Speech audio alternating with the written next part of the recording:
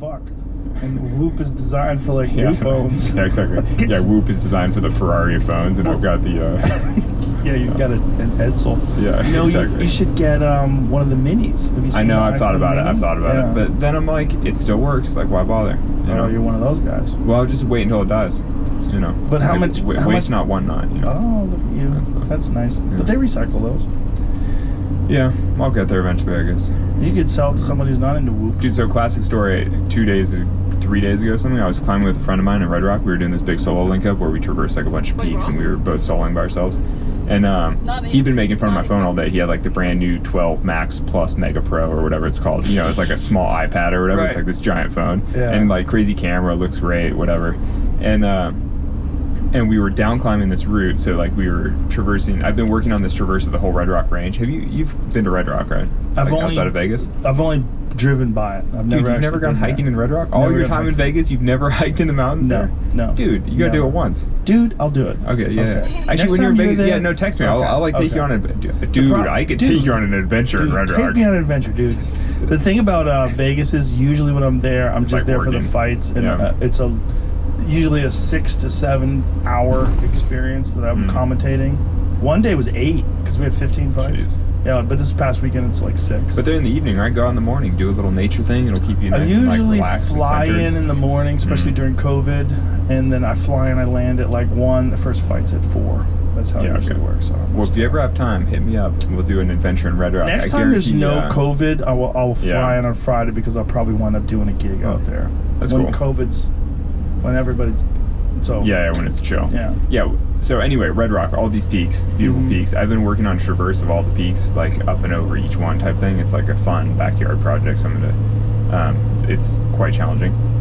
Just to like piece, it's really complicated terrain with like crazy fluted sandstone towers and like how you get over one to the next and like how you connect them. And so a friend was doing a little section of it with me just to like piece together some of the fun climbing. And we were down climbing this classic route, so the two of us are both soloing, and we like summited the peak via the other side, and we were coming down this like classic route that people normally climb. It's like a really famous climbing route. And there was this woman climbing up below us, and my friend was like, oh damn it, his phone just fell out of his pocket, his giant new 12 Plus Mega or whatever. It fell out and it bounced off the wall, and this woman caught it like 30 feet below. She was like climbing, she had to like just placed a piece of gear, and you know, she has a rope and everything, it's all normal, and it just like bounced, and then she just snagged it out of the air. Wow. Saved his phone for him, and then as we down climbed, she just gave it right back to him, and then we just carried on. But so then that lady's badass. I know, it was really impressive. I would want to be friends with her. Totally. That's like a person who comes through in the clutch. Dude, it was very impressive. But you know, my takeaway was that it helps to have a phone that doesn't fall out of your freaking pocket because it's so big. You know, I was like, my phone's never just fallen out. Well, it seems like he's got a stupid case, or he's just not handling his phone. Well, I think his pocket is just a little tight, and then it's just a big phone, you know. Yeah, so it's like easy to like put it in, but it's not quite all the way in. And then you know, when you're down climbing, obviously you're moving your legs a bunch, and it just fell out. I have the middle ground. I have the regular one. Let's see. That's the regular 12. Oh, this is. Yeah, but like look at. Yeah, it's quite a bit bigger. Yeah, this guy could like live inside yours, you know. Yeah, the mini though is pretty close to yours. It's slightly larger, but it's also. That's probably what I'll go to eventually. Yeah. But you know, may as well wait for this to die. The main complaint about the mini is the battery life is horrible. Oh yeah. Yeah. Oh, sad. But I mean, I'm sure it's better than yours. That's actually probably good. Yeah, I mean, that's funny. You're like, it's horrible battery life. It's twice as good as what you have, but it's horrible. It probably is literally twice as good as what you have. We'll see. Yeah. I'm sort of, I mean, everything keeps working, and so I'm like, you know, why mess with something that works? Yeah, I think the battery's like, I think you could use it full stop all day. Like, you could play 4 hours of video on it, and it'll eventually die. Whereas these things are like 8 hours or something. Really? Yeah. Who's gonna watch 8 hours of video on assholes? Well, it's just like that's a lot of time on your phone. People that hate their job and they pretend they're working and just watch YouTube all day. Yeah, I suppose if you're working security or something, you're just like at a desk and you just like have, you know, you have one earbud in, you're just like listening to a show, it's under the desk, and you're just like, sign the form, Yeah, and you're barely paying attention. Yeah. There's a lot of that going on in this life. That makes me a little bit sad. I mean, I know you're right, but you're also kind of like, that's too bad. It is, well, especially coming from a guy like you that does exactly what he wants to do with his life. You know, that's where you see people living unfulfilled lives. It's kind of sad. So this morning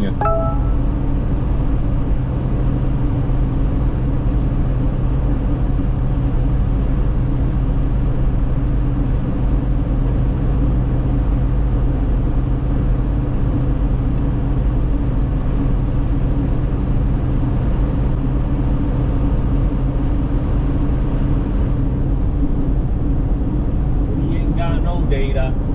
No data. Data. So is that what you're using to listen? Yeah. Apparently I didn't download it. Well, then you've been getting more data than me.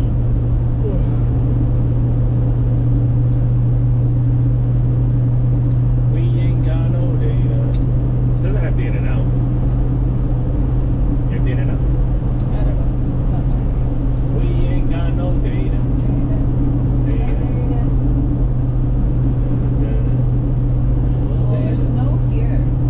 Yeah. Uh-oh.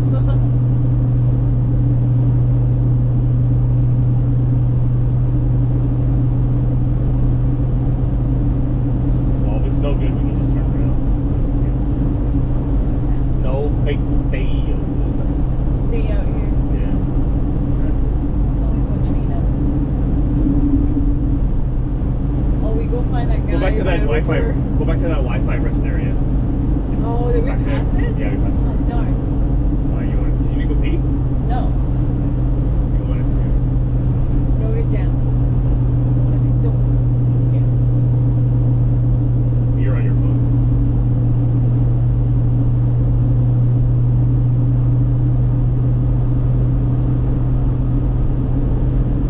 Simba.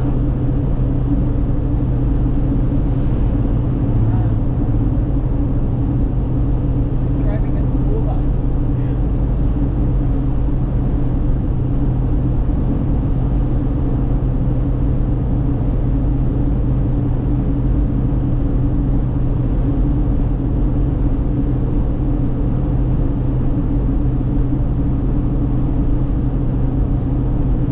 Finally hit the Coquihalla. The Hollow Ridge Tunnel. Watch this You should take it. crazy truck.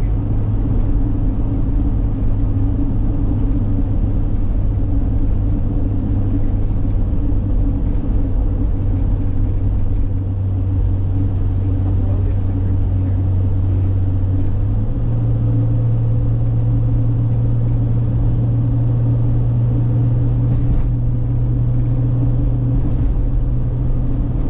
Oh, we need some fuel. Yeah.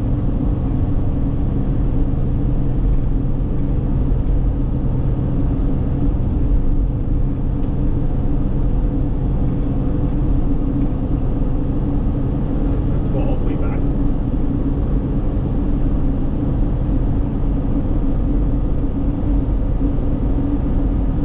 Yeah, Alex. At the hotel, I was reading start all my over book. again. You know, I was eating by myself and just like reading. And the server came over to be like, "What are you reading? It's so interesting to see someone reading a book, not on their phone." I was like, "Huh." It makes me slightly sad in a way, but also, you know, I'm like, "Oh, reading this book. Fate of Food." Somebody could be reading a book on their phone too. Does I that know. make her sad?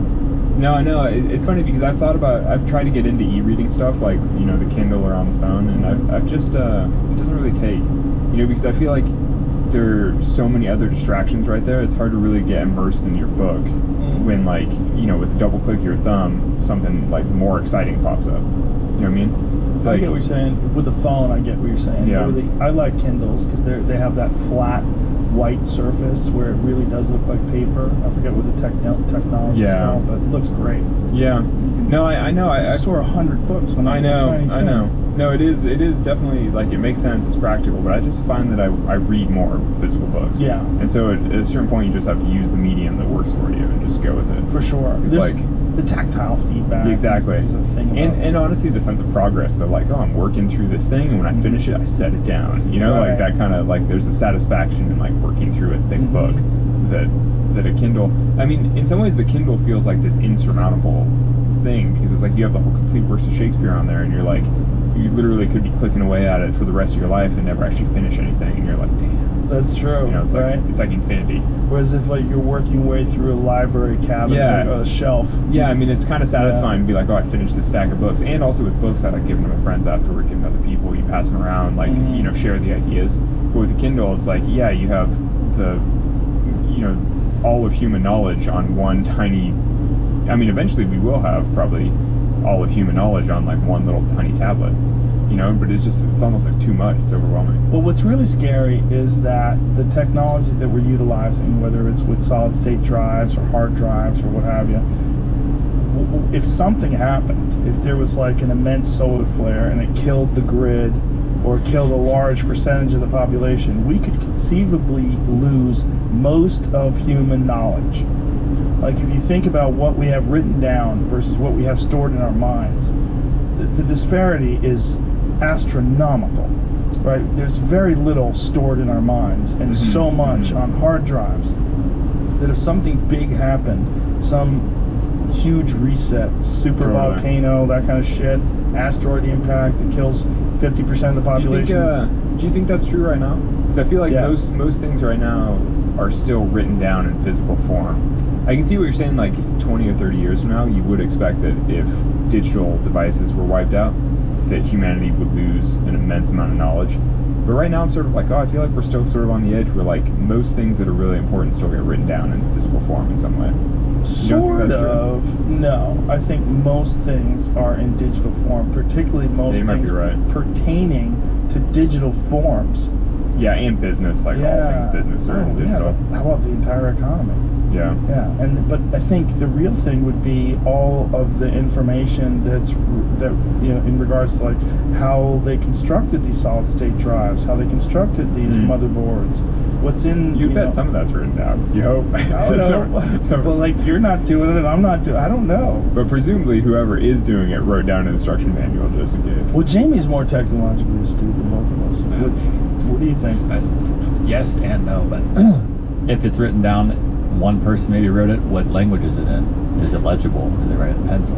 If it gets wet, does it like turn to pulp and now it's gone? Right. How many of these books are available and where are they stored? Yeah, we still don't know what was lost in the Library of Alexandria. Right. Kind of things disappeared, never going to be able to figure back out again. Where did those heads come from? They probably lost the instruction manuals for the pyramids.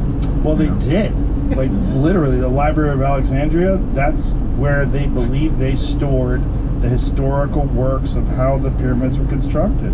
Because there's really no work anywhere that depict. I believe there's some hieroglyphs that depict one or two methods of moving stone, but that's it. But when you get something like the Great Pyramid of Giza, it's 2,300,000 stones that weigh between, I think, 2 and 80 tons. The size. I think the smallest ones might be like a half a ton, and the largest are like 80 tons in the King's Chamber. There's some and big some rock. Some of them they cut from a quarry that was hundreds of miles away. Like, what did you do? Who fucking mapped this out? How did you get it so perfect? We don't know. We have to guess. Armies of human labor. Not just that, because you can get armies of human labor and you're not going to get that kind of precision. Because if you're off even slightly when you get to the top of the 2,300,000 stones, you're going to be way off. So it's not. But then you wind up with a balcony. You're like, that one sticks out a little bit. You're like, damn it. And you're like, no, it's a design feature. Well, not only that, it was originally covered in smooth limestone. Like, yeah, that eroded away. Well, they stole it when they built Cairo. They how the outside of the pyramid is all jagged, like fucked steps. up. That's not what it was. It was completely smooth. I didn't know. It was completely smooth, and then people don't respect the past. Especially people or they're like, look at this giant pile of rock that we can use to build our home. They're like, perfect. Somebody already piled it here for us. It wasn't a pile of rock at the time, though. It was a smooth surface. Well, totally. But like, if it's not fulfilling a purpose, and you're like, better purpose would be building my home. It's like you can see how that stuff gets pilfered. Well, there was also a long history of robbing these tombs and robbing these sites, and a lot of money, especially when you're dealing with extreme poverty, and you can dig a hole in the ground and find a fucking golden sarcophagus that's worth more money than your family will ever spend for the rest of your life. Dude, could you imagine? You're like digging an irrigation ditch and you find a golden sarcophagus. You're like, you're right. Well, some of the stuff that they found in Egypt, some of the most spectacular shit, they really did just find. Like where they found Tutankhamun, where his site was. I think it was a kid that was carrying water. noticed that there was like this weird sort of like curved or sharp edge, and so he starts kicking it and moving it around, and then they realize like, hey, this is an actual stone that was carved and put into this position, and then they clear it out more, and next thing you know, they discover the tomb of King Tut. And then that little kid's like, yeah. No, they probably killed that kid. Shut your mouth. You don't know shit. I mean, probably did actually. Do we need to get gas though? Yeah, but that's the thing about the Library of Alexandria is that I think Merritt's coming up recently. that could conceivably be like all the information that we have about We should make it. Bitcoin, We should be able to make or it. about Honestly, Plus, there's no gas station if right it now. goes, it goes. You know, I feel like that might. When we were talking about sort of societal like non-starters and interesting paths that technology goes, Mhm. like I kind of think that cryptocurrency is like maybe not going to be one of the winning paths. We'll see. well, We'll see long term, but I think it's growing in popularity. I know, but it's incredibly energy intensive to do something. It's like you're basically reinventing a system in a more energy intensive way, which doesn't really make sense because in general most technologies get more but and more it's efficient. decentralized. That's the appeal sure, of it it's is that it's decentralized. but it uses way more material. You know what I mean? Like it basically How uses so? because all the data processing, all the number crunching, like basically the amount of power and like infrastructure required to make it work is far more than like currency. You know? I don't know if that's true because I think it think is. all currency requires data crunching now. It doesn't require not like crypto. 'Cause, I mean, the whole thing about blockchain is you have crazy. I mean, that's the whole point. But all banking, almost all currency. Well, right but now, banking it's just though would ones and exist. zeros. But on a banking, hard drive the somewhere. whole like financial sector would exist whether it's on normal currencies or cryptocurrencies. 'Cause either way, like banking and trading and all that kind of stuff would be happening in something. But I'm just talking about like printing money and distributing money versus like generating cryptocurrency. You know? I don't know. But you have to Because compare it I've to the heard whole banking estimates industry, that right? that sounds I see- right, I but see you have his to print point. paper currency, which means you got to use water. Right. There's a whole lot of it's almost double. So according to the thing I'm looking at right now, it says the energy use of fiat versus crypto is like double what Bitcoin is. Yeah, that would make sense to me. Interesting. I wonder what. Yeah, Everything. Electrical grid and all. It's a lot. like per unit of currency or whatever. Yeah. Huh. I don't know. We'll see. But either way, if the power goes out and they Should be can't cold figure enough out, around here, I mean, right? all crypto's gone forever. You know. Yeah. If the power goes out, if hard drives stop working, and I mean, there's going to be people that remember how to build houses. There's going to be people that remember how to make. There's ways to build generators that work off of the flow of rivers. Like my friend Steve Rennell that I was talking about earlier, he has a cabin in Alaska, and the electricity is powered by water flow from a river. You know, they have one of those situations. Yeah. You can. I mean, that's all. People are going to remember how to do that kind of stuff. But when it comes presumably to the people that wrote the algorithms for blockchain, Bitcoin type stuff, some of them probably remember how to do that again too. some of them might not make it. We're talking about half the population's dead. Wait, are we doing zombie apocalypse? We're doing too? some sort of a natural I disaster. thought we were doing solar flare that wipes out electronics. Solar not flare is going to kill a lot of people. Oh, you like think? the big ones? Okay. Yeah. Something big, like some sort of hypernova in a cool, distant cool. galaxy. How about we do 2/3 of the people, like, just to make it more edgy, and then a third come back as zombies. Well, if we do 2/3 of the people, the problem is what third lives? The really ones that were all in their hardy, dumb bunkers. ones? The ones that were all in their like prepper hole. The ones that are walking around barefoot, developing thick calluses at the bottom of their feet. No, those guys don't even notice anything happened. I mean, they were like, "Oh, it's really bright for a day and Right. whatever," and then they go back to like planting their cassava fields and they just like live their normal life. I'm not talking about those guys. I'm talking about the fake guys that are out there Oh, yeah, glamping. yeah, exactly. pretending to be- Glamping. Yeah, preppers. Those guys, they'll probably not. They probably won't make it. Ironically. That's what like all the People will girls come are and trying to pillage get their rid of. prepper caches. I just think that we do have a lot of our knowledge in these digital forms. That if we had to reinvent society again, like according to people that study history, and we know that human beings have survived multiple extinction events. There's been many times where Wait, the there's humans have? yeah. What do you mean? Human beings got down to, I think it was 7,000 people at one point in time after a super volcano in Where was that? But you're talking about like original human populations like coming out of Africa type 60,000 stuff. people, 60,000 years ago, rather, somewhere in that range. Huh. Human beings got down to about 7,000 people. I want to say it was New Guinea, somewhere like that. Huh. There was some massive. Where is it? Catastrophe. Is that the one you're talking about? I think so. Yeah. What? How many years ago was that? Put it up on the screen. 5,000 years ago? Yeah, that's it. Yeah, 75,000 years ago, people got down to like almost nothing.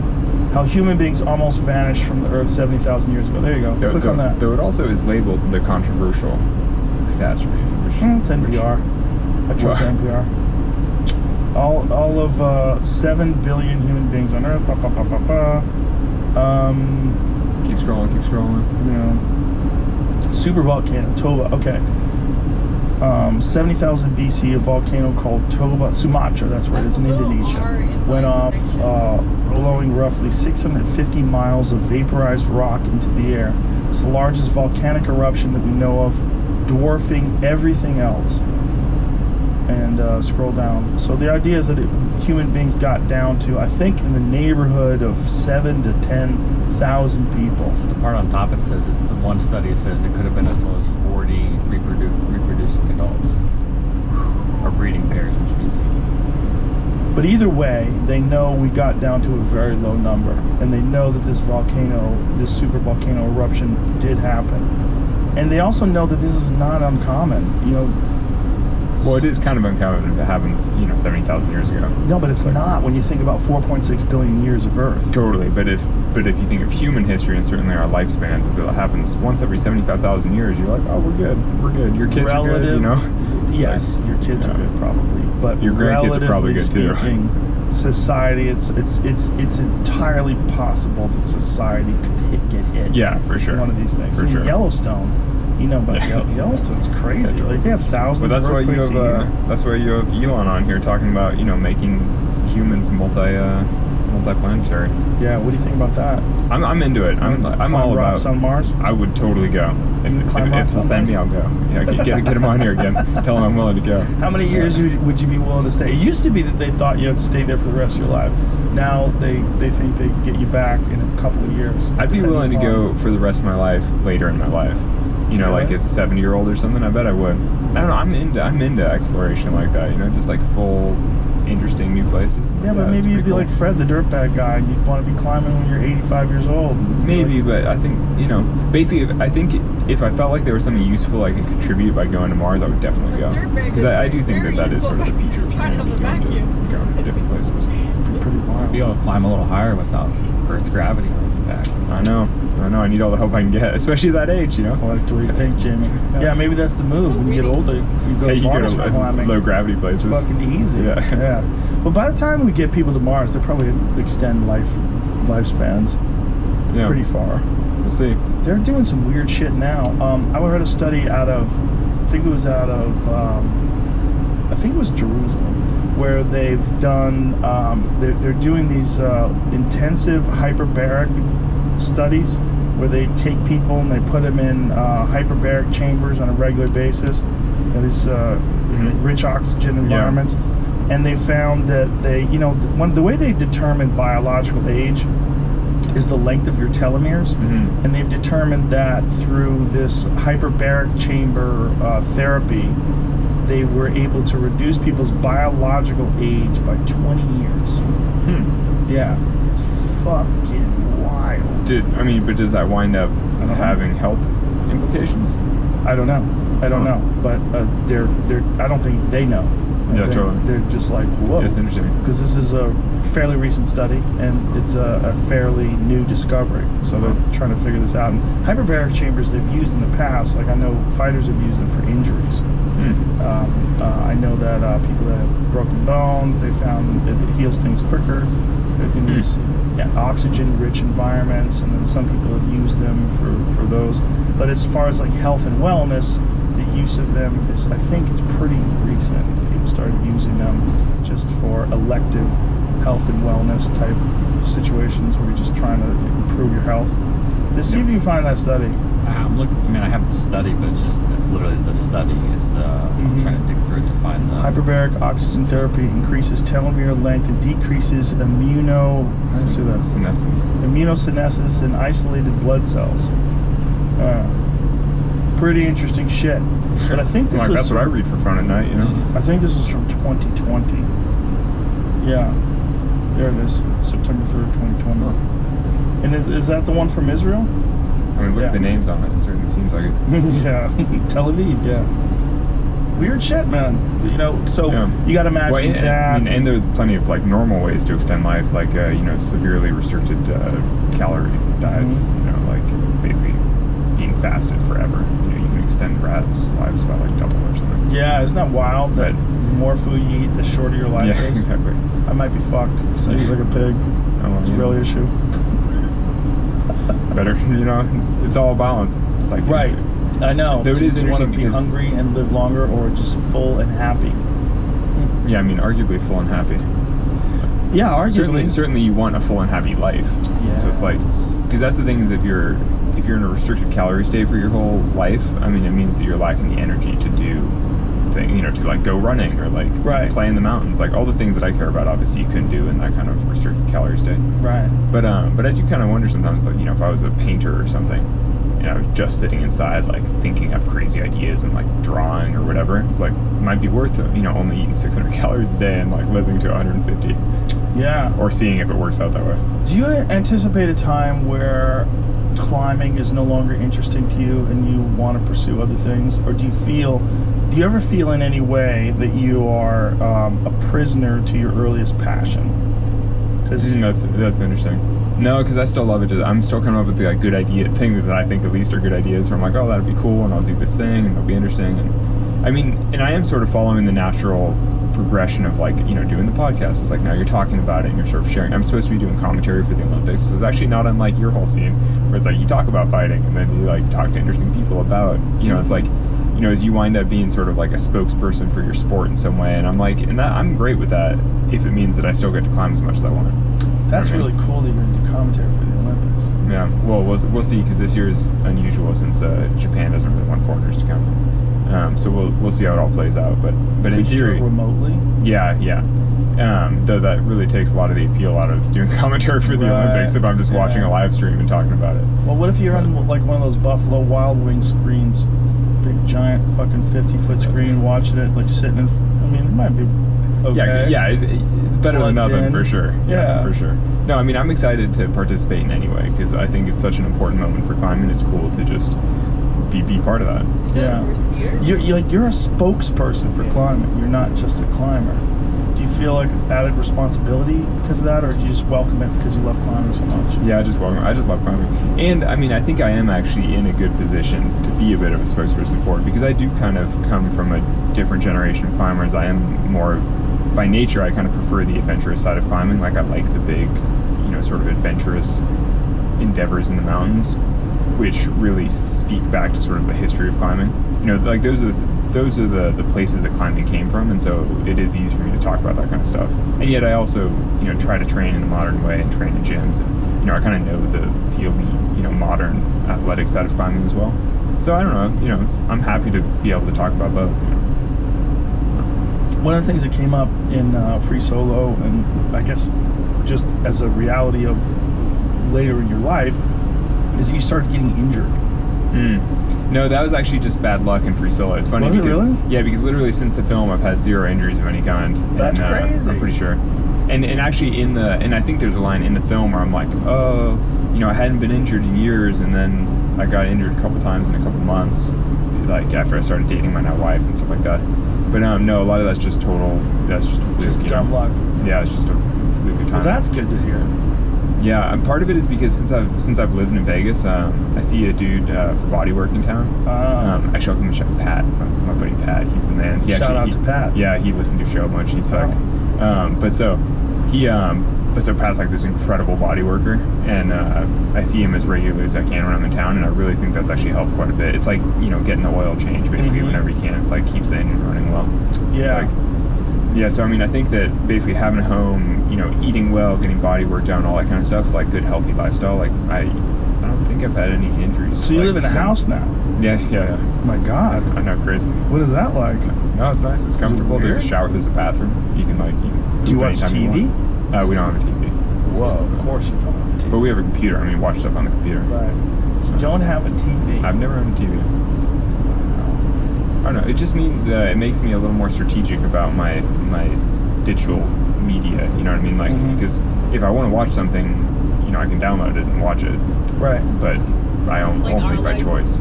And it's only going to be that appealing because you're watching on a little screen. Yeah. I kind of like the little screen though because it sits right in front of you. The thing is, you need a big screen because it sits way across the room. But if you have your laptop on your lap, then you don't need a big screen. It's a good point. I see what you're saying. Like, hey, those virtual reality things that the Samsung created that slide into it's like a phone. Samsung had a VR situation. Well, that's the Google Cardboard. They're literally a cardboard box that's designed for a smartphone. That's right. They did it too. Yeah. That's right. Because they did theirs for a real simple thing, right? Yeah, theirs is for educational stuff, so that like school kids can just have a smartphone and then go to like world-class aquariums and stuff like that and experience like crazy, like go to the Great Barrier Reef and fry your retinas and kill your vision real quick because it's all like inches in front of your face. Yeah, so do you do other stuff to supplement your climbing, like any other kind of working out or stretching or anything like that? Yeah, stretch. Like this morning I did this like shoulder mobility stuff and like opposition stuff, sort of like, push-up handstandy type like shoulder stuff. And then some core and then some stretching and it's all like basic normal stuff. Do you go to a trainer to teach you this stuff or did you learn it from books? No, it's all basic body weight exercises, so it's like, but I have read some books about it. All of my friends are professional climbers. I've obviously talked to everybody about it. You sort of hear best practices. The shoulder mobility things that I was playing with today, I actually just learned from one of the other climbers on the jungle trip that I was just on. One of the climbers was a Venezuelan guy named Fuco that trains basically the Venezuelan World Cup team. And so he had a bunch of sort of like new school training exercises and things. And I was like, oh, that's cool. So I started doing, his workout technique. And this is just something he developed for himself? No, I'm sure he learned it from some book, but I just hadn't really seen it applied in that way. It's all just, it's totally stupid, but it's just like moving your arms in different ways and like shoulder mobility. But because my shoulders are not great at that kind of thing, it feels useful for me because that's like a personal weakness. So much of climbing is identifying your personal weaknesses and working on those. Because like what's good for some people isn't going to be useful. Like I don't do that much stretching, and it's because I'm naturally like moderately flexible. And being extremely flexible doesn't help that much as a climber, but if you were extremely tight it would be a hindrance. So I kind of fall in the middle ground where it's like it's not really worth putting a lot of effort into because it's not going to give me that much more of a gain. Is it one of those things where if someone was extremely flexible, would it be possible for them to reach areas, like particularly with their legs? Yeah, if you can just easily do the full splits, it does open up all kinds of technique that a normal climber wouldn't be able to do. But the thing is, me being relatively tall and relatively flexible, I can get most of the way there without actually being able to do the splits. And it'd be like a lot of work for me to do the splits. I'm kind of like, it's... You think so? Yeah, I think so. Why? I don't know, because I've stretched a lot and I can't do the splits, so it's like... I bet you could. Can you do the splits? Yeah. You can do the splits? Yeah, I don't even have to warm up. I can do the splits. Like leg splits? Look at that leg. Yeah, so that's exactly, that's the kind of thing that's what I'm talking about. Yeah, on the other hand, though, I'd probably be able to use those same footholds because I'm taller. Because they're a certain length apart. Right. Like, really, if you're short, you kind of have to make up for it in a lot of ways like that. Like, you have to be able to stretch really far. But I would imagine you being taller and also if you were as flexible as her. Yeah, it would help. Yeah. It would help. It's not that hard, man. I could help you with that. Wait, when we're off, I want to see the splits after this. I could help you with that. Oh. Yeah, no, I'm interested. There's a picture. Pull a picture on my Instagram of me with a straddle leaning all the way forward, like flattening my chest out on the ground with my legs out like this. Really? Yeah, I could do that. You're a supple man. Yeah, well, I've been doing martial arts since I was a little kid, and I never stopped. Yeah, see, that's... Wait, that's you? That's me. Dude, WTF. Yeah, I can do all that shit, still. Wait, I don't know. Dude, is the one on the left of you? No, that's yeah. That is, below that is me, but that's an easy stretch. That is, that's me from when I was like... that's you? 29, yeah. Damn. Yeah. How old are you now? 53. Yeah. respect. Yeah, just Yeah. keep going. The thing is to just keep doing it. That's the thing. Yeah, So well, a lot that's- of people, their life gets in the way, Totally. but I don't ever allow that as an option. I don't ever allow like long periods of time where I don't work out, or long periods of time where I don't stretch. But so that's the thing with climbing is that I would never allow a long period without working out like hand stuff or arm stuff. The stretching is like so peripheral where you're like, yeah, it helps a little, but it's not required. And so, I don't know. Actually, I just started stretching again because I'm trying this project in Vegas, like this thing I want to do. And basically, I like couldn't really get my foot onto this one foothold easily. I mean, I could get it up there, but I had to kind of like lurch and sort of fall back sideways a little bit. And I was like, oh, I need to like limber up a little bit. Yeah. You know, and now that I have a purpose for it, I'm like, okay, then it's like fun to start doing my stretching again. Have you ever I feel tried hot comfortable. yoga? Yeah, I hate it. I hate it. It's like, it's really popular in Vegas. I don't know if you've ever been in suburban Vegas, but like it's like really big with suburban housewives and stuff. And I theorize that people are into hot yoga because they sweat so much they feel like they did something, and they're like, oh, I went to a workout class. But you're like, no, you just freaking stretch for an hour. I'd much rather just stretch on my living room floor. I hear what you're saying, and I understand why you would think that, but it's very difficult. It's not just you're sweating because you're stretching. And you're not just stretching, you're definitely working out. It is really hard to do, especially if you do like, I know Beakram's a douchebag, but his classes, it's not even his. The thing about that guy is like that sequence of postures has been around for thousands of years. It's Yeah, not I've never done Bikram yoga. I've done like a conventional yoga class in an incredibly hot room, and it's just kind of like flow, you know.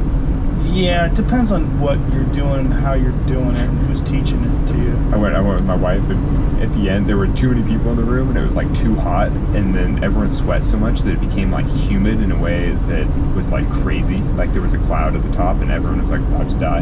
And I just remember the end of the class, my wife just laying on the mat, just like shallow breathing, like trying to survive basically for the class to end. You know, Yeah. I was like, dude, we're all just gonna die in here. It's like way too hot. You get and way accustomed too to it humid. though. You do. Yeah, it's like 105 degrees and you do 90 minutes. You get accustomed to it. Yeah. I remember the Joe first Rogan time I does did it, I was Bikram like, yoga. this is the craziest fucking thing I've ever done. Yeah, totally. But then after a while, I was doing it 2-3 times a week. My other bummer with that is that I normally do yoga like as part of the day, and if you do the hot yoga like that, you have to shower, you have to go home, you have to Yes. change. It's like its own thing that has to kind of stand alone because it's like an experience. Yeah, You know, that's true. And you definitely need electrolytes after that too. totally. You can't like do that and then go get your groceries on the way home and like run a bunch of errands because you're like it's like a disaster. No. I would always shower, and even then, I would go to the supermarket to grab some lunch, and I'd be Like drenched. this.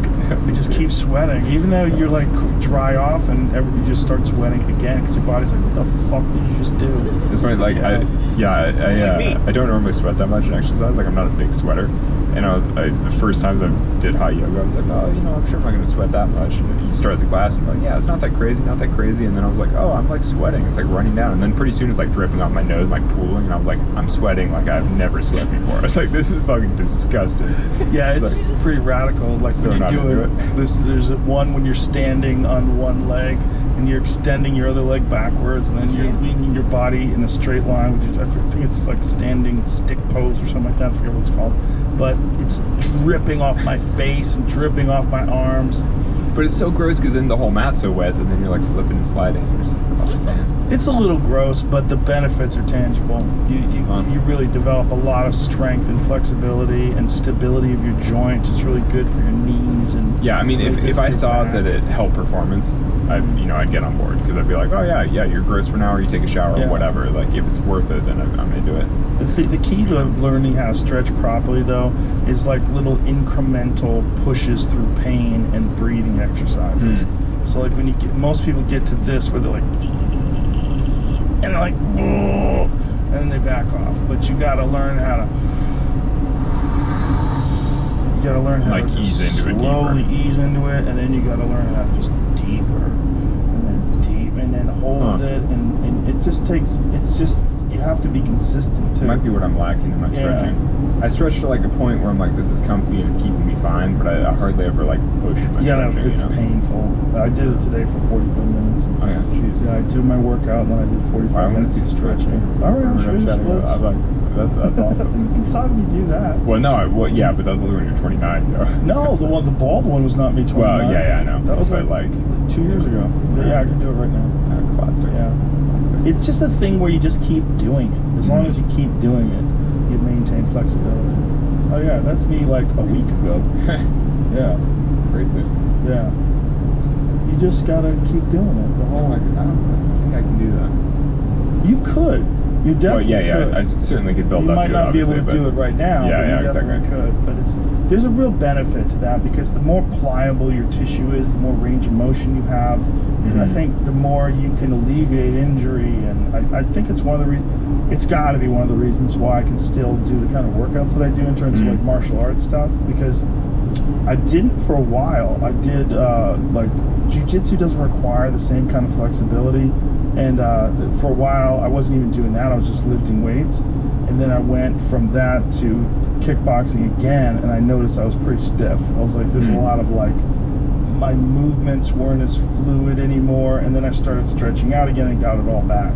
So it just, there's a range of motion that you just don't have if you're not stretching. I'm not gonna feel like I should start stretching my back and stuff. I So always have now- like shoulder stuff. Right? When people start talking about flexibility, I feel the same way. Like, Instantly like, oh, should I stretch? yeah.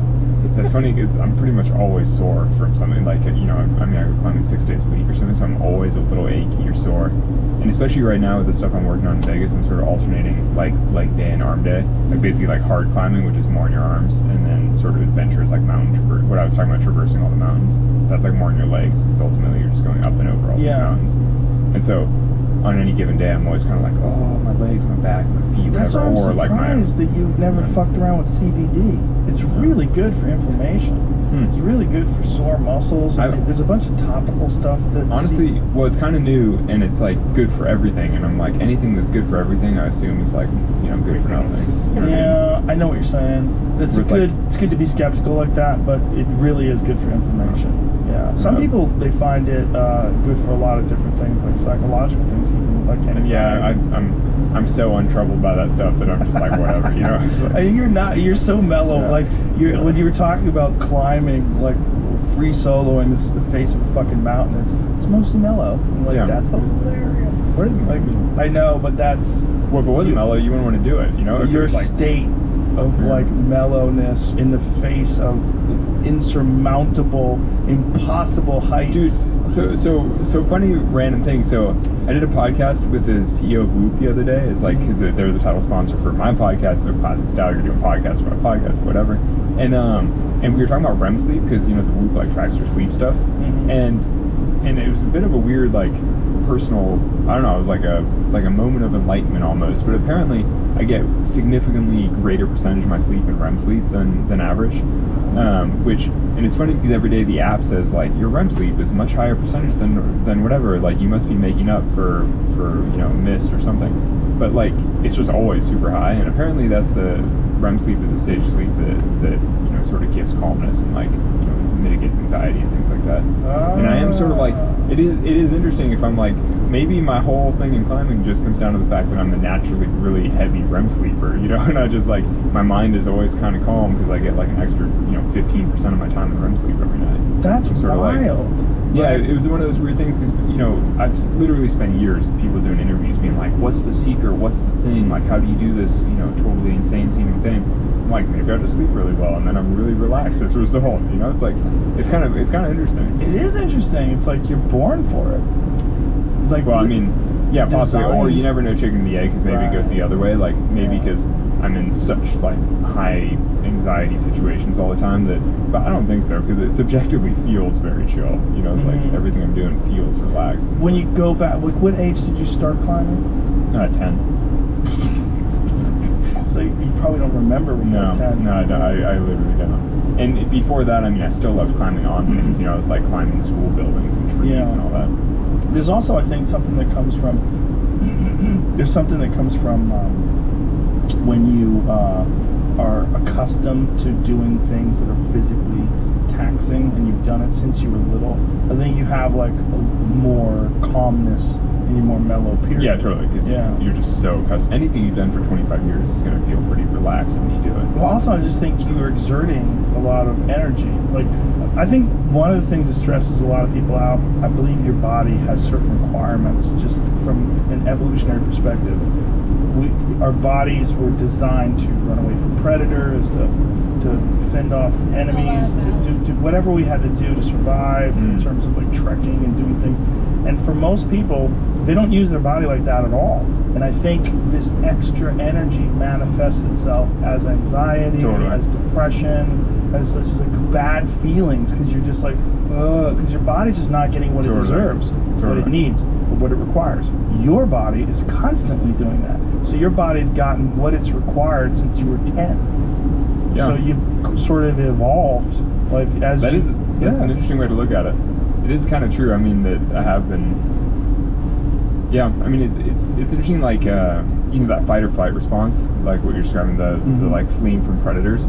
I mean, I think that is kind of a root of anxieties, like modern life, like things trigger fight or flight that shouldn't necessarily. You know, it's like stress at work and your boss or whatever, and it like triggers that same thing. Yes. But yeah, it is true that in my life at least, the things that trigger fight or flight are like legitimate life or death sorts of situations where it's like, oh, you are about to fall off a cliff, or like, oh, like the storm is coming and you're out in the middle of nowhere and you're like, I'm about to get worked. It's like like typically when I feel that kind of major anxiety, it's like for a real reason. And I mean, it is interesting. Yeah, I mean, it is appropriate that way. It's like it's like the correct outlet for that kind of stress. It really does completely make sense as to, and also most of the guys that I've met that do what you do, and I don't know, because it makes other things makes the rest of life seem easy.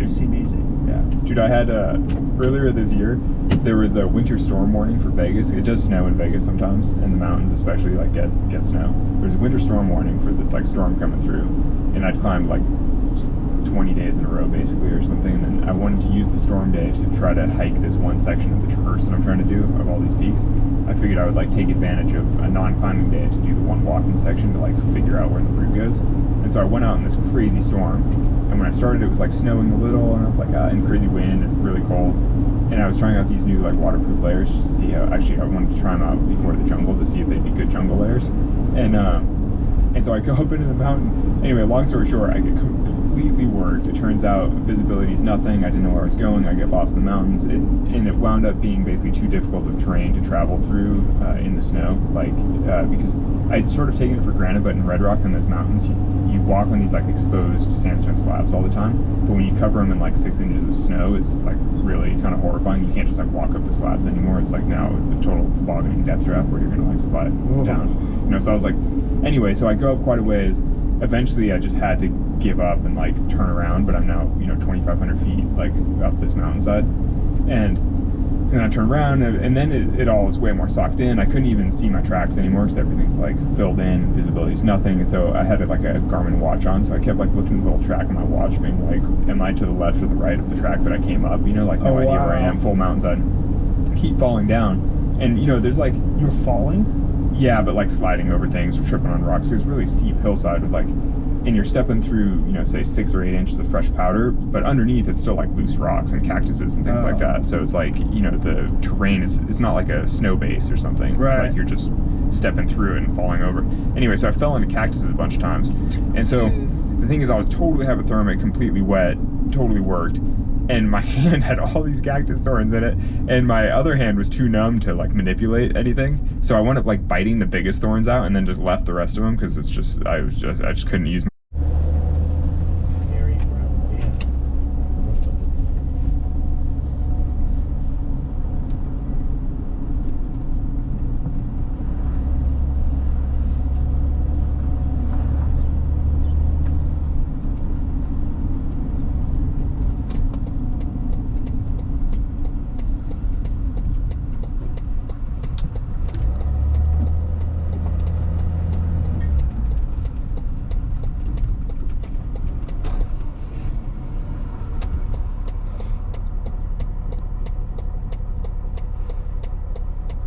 I wonder what this place looks like in the winter.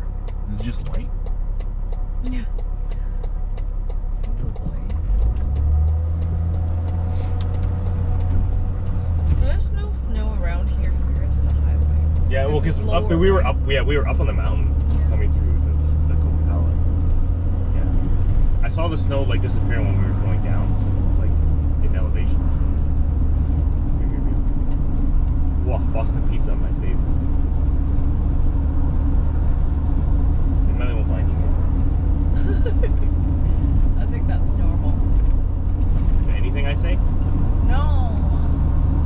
Boston pizza. Lay I high don't mo care. finding. You don't care. Yeah, how do we get there? How do we get there? Oh, Next exit. next exit. Oh, there's another Esso?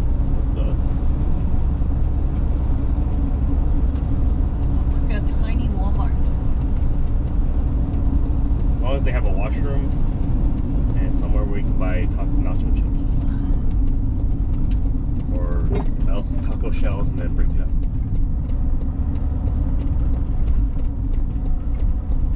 No, I was listening to. Oh, the book. It actually came from the book. It talks about Sam Walter. Is it Walter?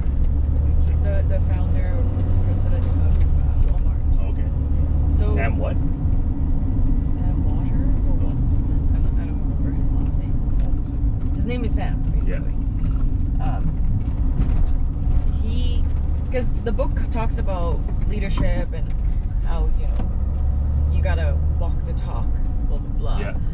And It's the called walk whole the walk. philosophy of Walmart is to, make it affordable for people. And Yeah. keep everything cheap. Yeah. And apparently, this guy Sam, he himself, it's also very frugal. Yeah.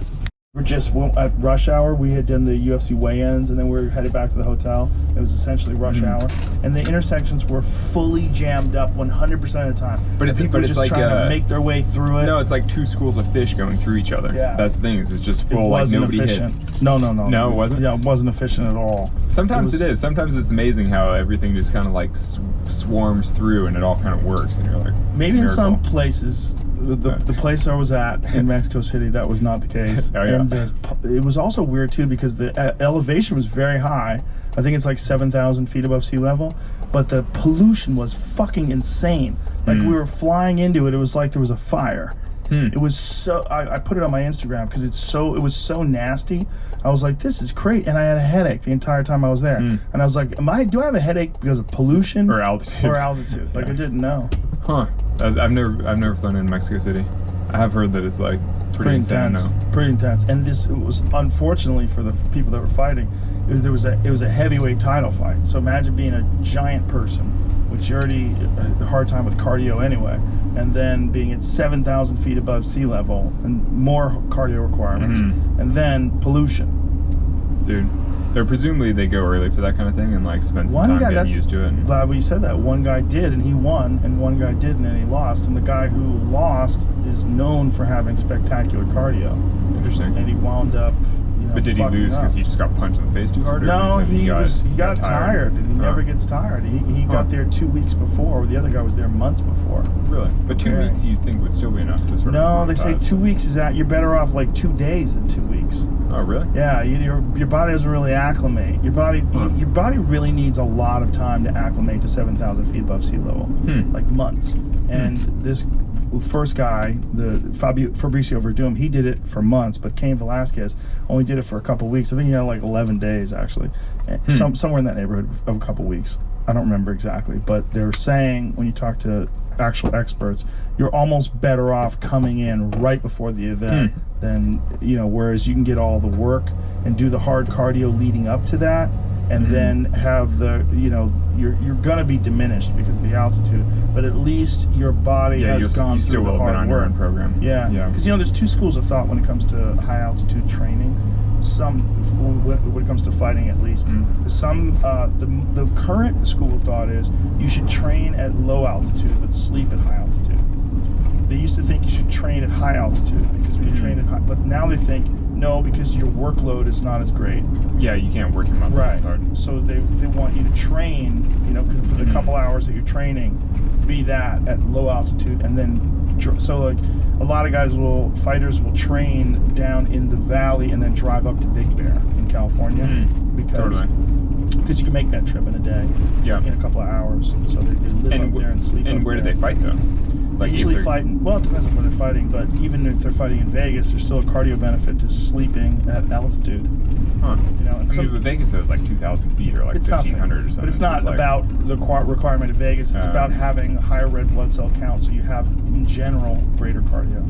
Oh, and is that true though? Yeah, yeah, it is true. Yeah. Okay. It's one of the reasons why a lot of people like big time teams come out of like Denver has a really good big time team. There's a good team elevation, and Trevor Whitmore's his team is up there too. And Jackson Winklejohn, which is in Albuquerque, New Mexico, which is I think 5,000 feet. There's quite a few camps where they work at a higher altitude, and they seem to be pretty successful. I'll be doing that this week, because I'm supposed to be climbing Mount Whitney this week, which is like 14.5. It's like the highest peak in the U.S. And so I'll sleep in the van like at the highest point I can around Vegas, which is like 8,400 feet. Oh wow! Yeah, it's like at least something. Like basically sleep at altitude a couple nights to acclimatize a little bit, so when you go mountain climbing, you don't feel quite as bad. Yeah, I think that's fine for climbing, but I think for like a heavy endurance sport, you to really be acclimated. Well, also, if I was trying to set a record in climbing, then I'd have to go live at like 12,000 feet, exactly what you're describing. Right. But if I'm just trying to like get by, then yeah, you can just spend a night or two at 8 and hope that you feel good enough. When you set out to do your podcast, did you have a format in mind? Did you have did you see yourself doing it for a long period of time? Like how long did you think about it before you got into it? So my podcast is with this guy Coquihalla from Duct Tape and Beer, who like does this podcast called the Dirtbag Diaries, and so he's like a professional. Like he's done this a long time. So he brought all the technical expertise and like sent me the equipment and everything, sent me the mic. That's convenient. And then and taught me how to use it, which is super helpful. And explained how to do all the levels, and then his team is doing all the post-production and editing and like dealing with everything. And he sort of approached me about the idea of doing it as lead up to the Olympics. We called it Climbing Gold, and it's just like it was going to be just a look at the competitors and kind of the state of climbing as it goes into the Olympics.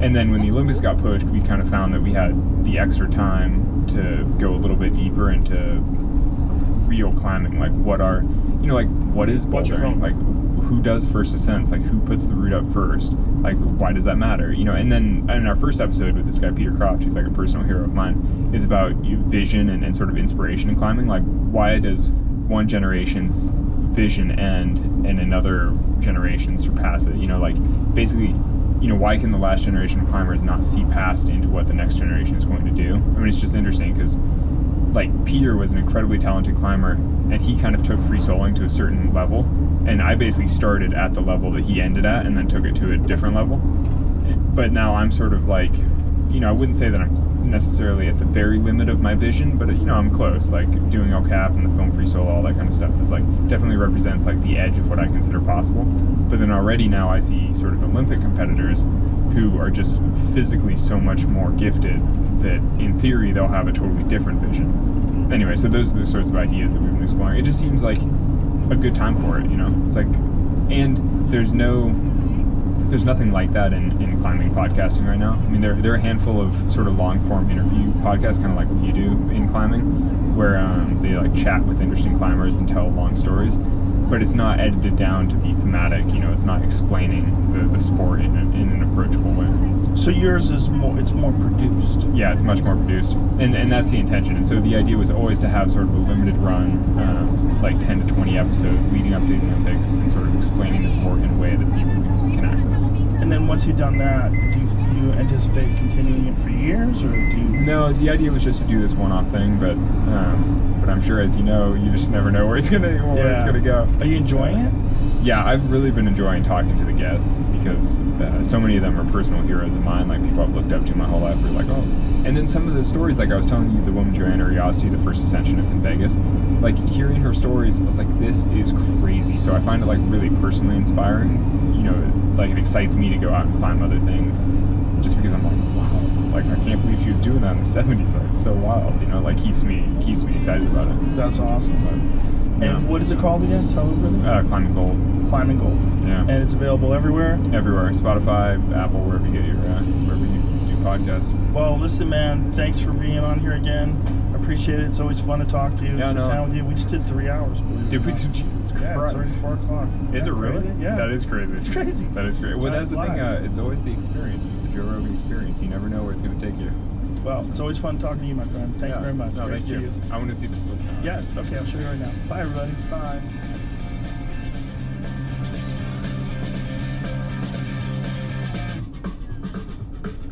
It's going to take you. Well, it's always fun talking to you, my friend. Do we need to tell Camille like should we tell Camille what our Already messaged him. oh,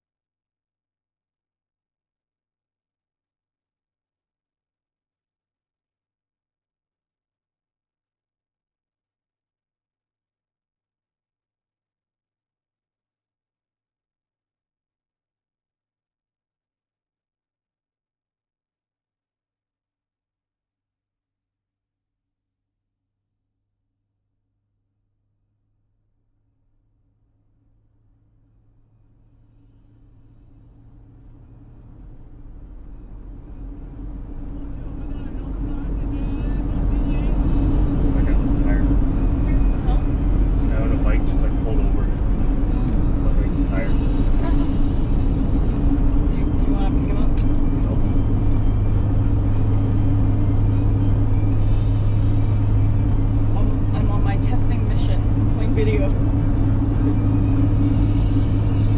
Very good. You know that show that I'm watching with a lot of ladies trying to become a band? Yeah. I'm watching who's becoming part of that band. How many It's like the how many final- people is in the is out of like 30? how many people make the group? 5? 6? I don't know. I just started watching this. Oh, I thought they tell you at the beginning like 30 women, only 5 will make it. I think Find it's out 3 who. to 5, I'm not sure. Oh, it's lost. Oh, right here. Okay. Let's go. Let's see if it comes back. How many more minutes? 8 minutes. So we have to drive 8 minutes out. Just pull over off the side of the road. Or just go back to town. Like, Oh yeah, that's true. park at Walmart.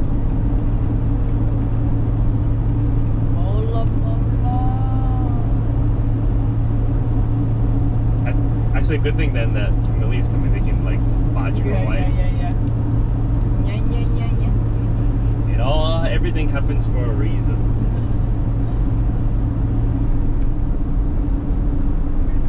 This sun visor is very helpful. Hi, Maya. It would have sucked without it. Well, It would. I've done it already. Let it be a Now plan. your face is half tan, not fully tan. Yeah, it will, this part will So be if you get skin cancer, it will be around your mouth. instead of my brain. Yeah, you don't need a brain cancer. You need a brain to have brain cancer.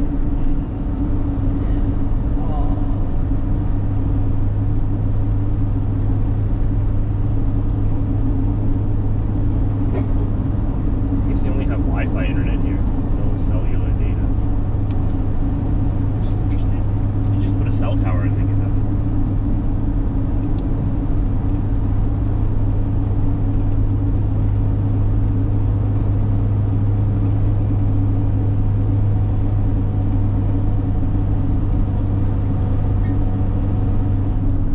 Maybe there's like one spot on the way. Yeah, I doubt it. I doubt it though. Maybe really slow. I doubt it.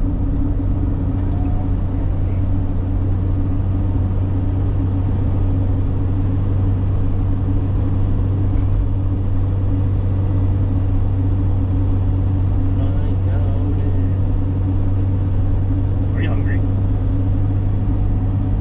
Not really. I said, are you hungry? I am getting there. Okay. What? Just curious. It's almost 7. I remember this. This cactus. Or this, yeah, the cactus lane. I remember laughing.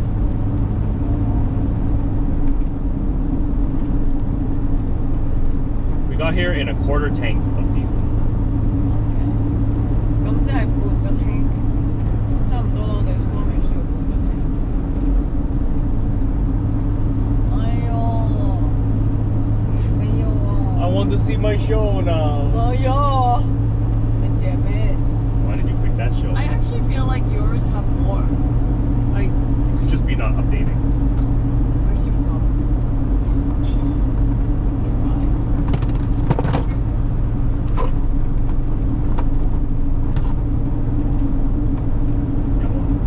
Yeah, hold it right. Thank you very much. No, Great thank to see you. I want to see the split zone. Yes. Okay, I'll show you right now. Bye, everybody. There is. What's your password? 537. 5376. Yeah. And then YouTube.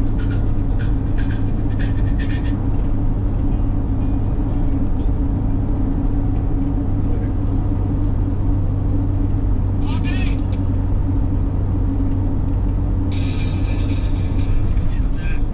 So you're telling me that this is All the way to the bottom. Advanced D. does this have anything to do with your museum?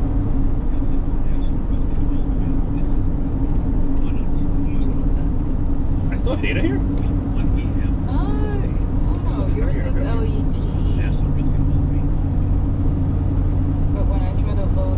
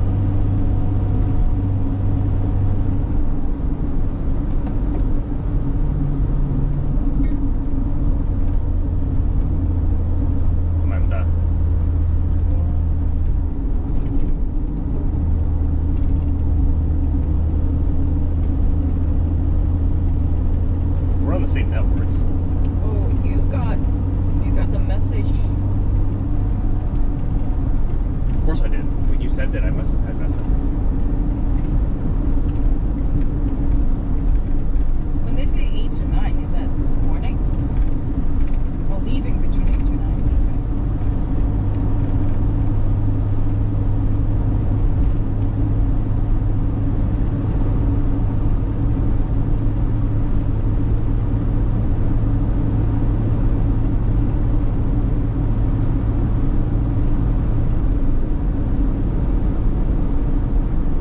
If you could just,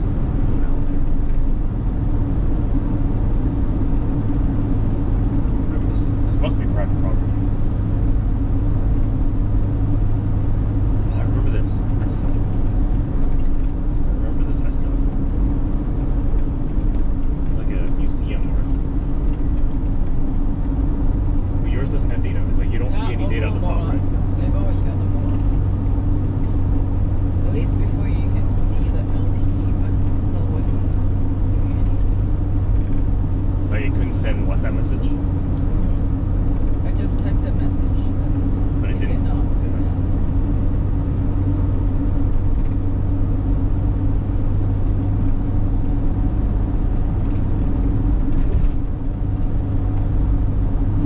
They know that there's no data, right? Yeah, I told you.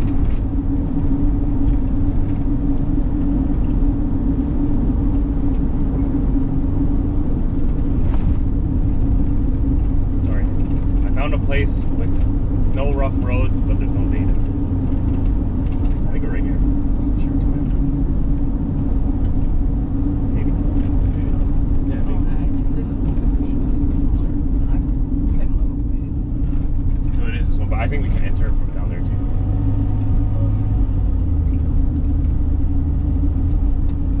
Quite a few trailers here.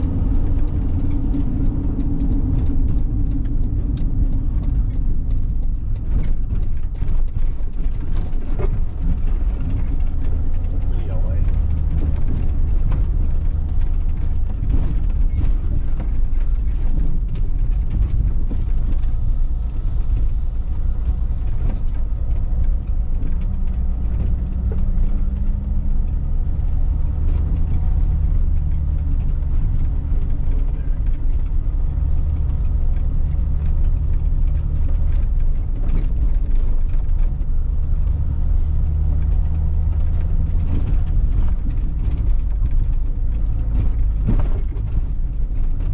Yeah.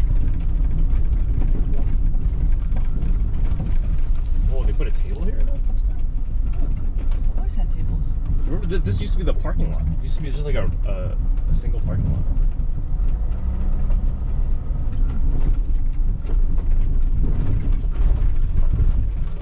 We should go the other way. Yeah.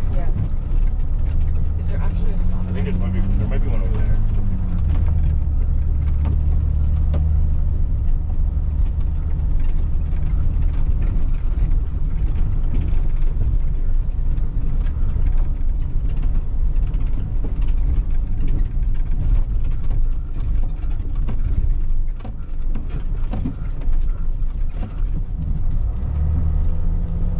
It's busy down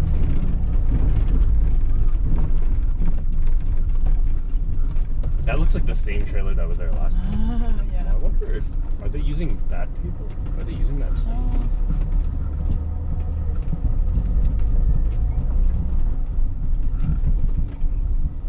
Is that your trailer? Is that your trailer? Oh, okay. So I guess they're using that site. Yeah. Yeah. Because there's a picnic table, but you haven't seen them all day, hey? You think that's bad etiquette to just like pull in next to them?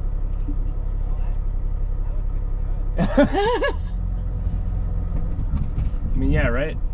They might come back. That's okay. Are you sure? Yeah. Well, look, they have a spot here. I'm just gonna park here. Yeah, that's fine. If they want the picnic table, they can have it back. It's fine. But look, they're camped out. So I'm not worried about it.